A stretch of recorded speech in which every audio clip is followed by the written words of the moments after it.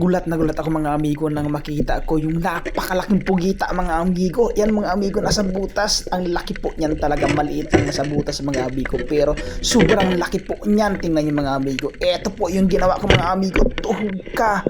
Tuhog kang pugita ka. Pinana ko na siya mga amigo. At ng pagkapana ko mga amigo, eto, nag-resurface muna nga tayo mga amigo. Kumaha muna tayo ng hangin. At eto mga amigo, pagbalik ko mga amigo sa ilalim, ayan, nakita akong papalabas na mga amigo yung pugita habang nasa pana. At ayun na nga mga amigo, nakawala na siya sa pana mga amigo yung pugita. Ang ginawa ko, eto, dinakma na natin yan mga amigo. Sobrang laki po mga amigo. Nasa 2 kilo yung pugitang ito. Hinanap ko na kaagad si Swan Fishing TV mga amigo kung saan banda. At tumawag tayo mga amigo ng tulong. Kasi nga mga amigo, hirap na hirap talaga ako mga amigo sa pugita dahil malaki po talaga. At ayan mga amigo, binigay ko sa kanya yung pugita at siya mga amigo yung umanat sa pugita mga. Ayan po mga amigo, naka-wetsuit po yun sa mga amigo. Pareho kami ng diving wetsuit ni Swan Fishing TV.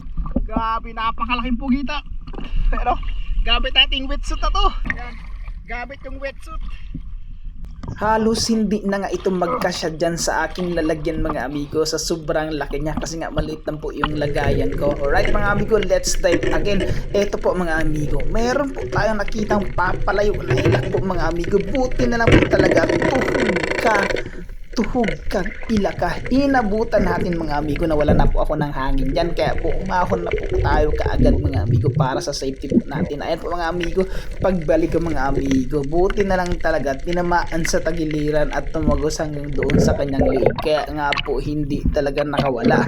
Kala ko ang mga amigo tapos yung pagkatama. Ayan po mga amigo, pangalawang huli natin, isang first class na seafoods, isang ilak na masarap sa sinigang. At ito po mga amigo, meron pong palutang-lutang na parang bato yan mga amigo, nakakulay ng bato.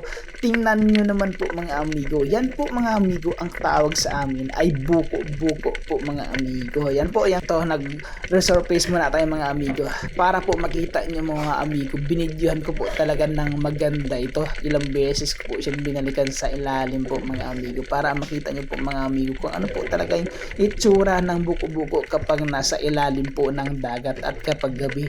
At ayun mga amigo, etong nangyari, tuhog ka, buko-buko ka. Buko-buko or cuttlefish sa English po mga amigo. Sa iba naman, tawag po dito ay bagulan. Sa amin po mga amigo dito sa Palawan, sa Cebuano ay buko-buko po mga amigo. Ayan po mga amigo, good size na buko-buko para sa ating adobo. At eto po mga amigo, eto naman hindi kalayuan mga amigo sa atin pag dive ko. Eto, isang buko-buko ulit mga amigo yung nakita po natin. At syempre po mga amigo, bibigyan po natin yan para makita niyo po mga amigo yung kagandahan ng buko-buko kapag nasa ilalim. At nakaka-excite po talaga yung panain yan mga amigo dahil po napakaamo po ng buko-buko na to mga amigo. Kapag cuttlefish po mga amigo ay hindi po talaga nag-aalis po mga amigo kapag natawaan ng light. Tuhog ka buko-buko ka. Yan, another pang adobo po mga amigo na pang calamares.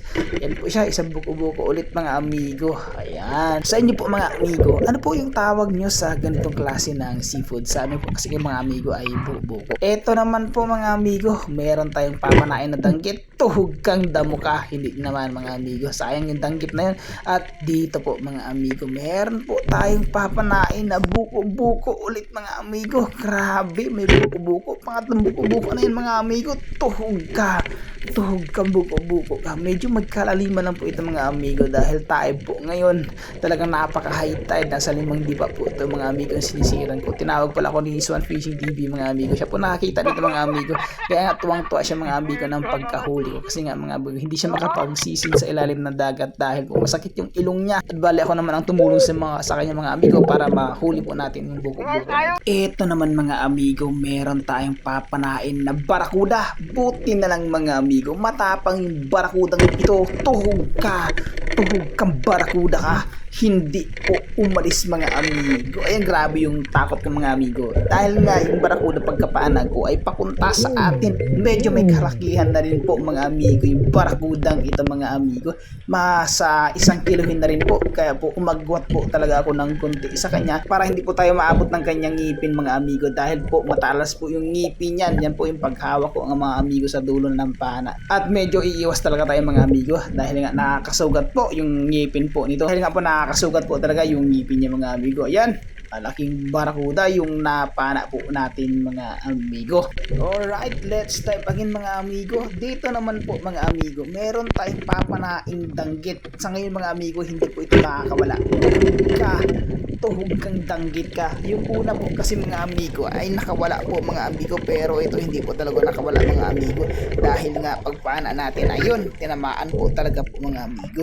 Danggit or balawis po yung tawag po dito sa amin yung ganitong klaseng isda. Masakit po ito mga tinik mga amigo, kaya po kapag may isda na ganito, iwas po tayo mga amigo sa tinik. Ito naman po mga amigo, ng pag-dive natin, meron po tayong nakitang lapu-lapu po mga amigo. Ng pagsilip po, akala ko malaki, yung pala mga amigo maliit lang, kaya hindi ko na talaga kinuha ito mga amigo. Papalakihin muna natin.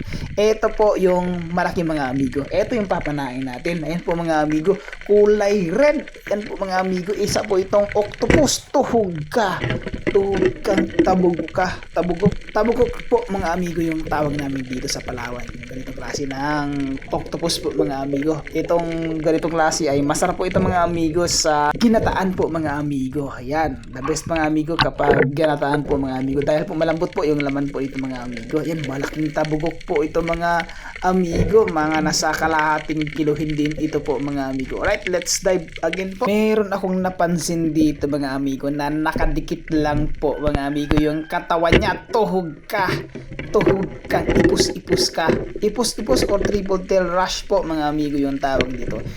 Sabi po nila maming po ito, sa amin po mga amigo triple tail rush po yung tawag dyan. Yan po mga amigo, good size na good size, pang paksiw po yan mga amigo. Yung ganitong klase ng isda ay masarap po ito mga amigo sa paksiw. Nakadagdag tayo ng pang-ulam po mga amigo. Eto naman po mga amigo, malaki po sa kanya nga lang po mga amigo, hindi po siya makain. Botete po yan mga amigo, ang laki, mga nasa 1 kilohin. Yung link po ng wetsuit mga amigo nandyan po sa ating comment section. Uy, grabe laki mga amigo na pungita. Ayan, tapos meron tayong barakuda. Ayan o. Grabe, barakuda, tapos pugita. Ayan po mga amigo. Then, siyempre may mga pa tayo, samang bagulan.